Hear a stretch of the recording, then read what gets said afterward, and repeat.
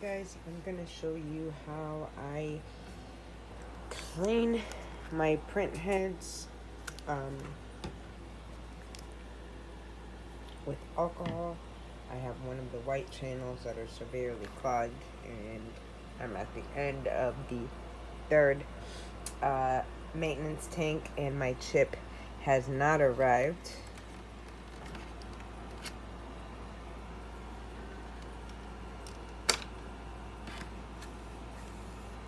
You have to do an ink chip or ink cartridge replacement and then unplug so you can move the print head freely.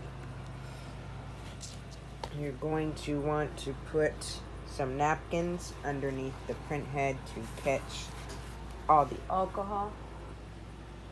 Alright, you'll want to remove your ink cartridges. Let me put them off to the side and use spray.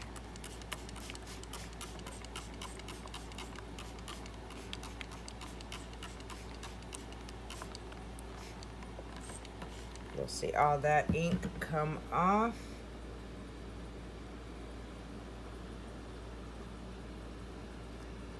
You'll want a napkin to suck up all of that nonsense.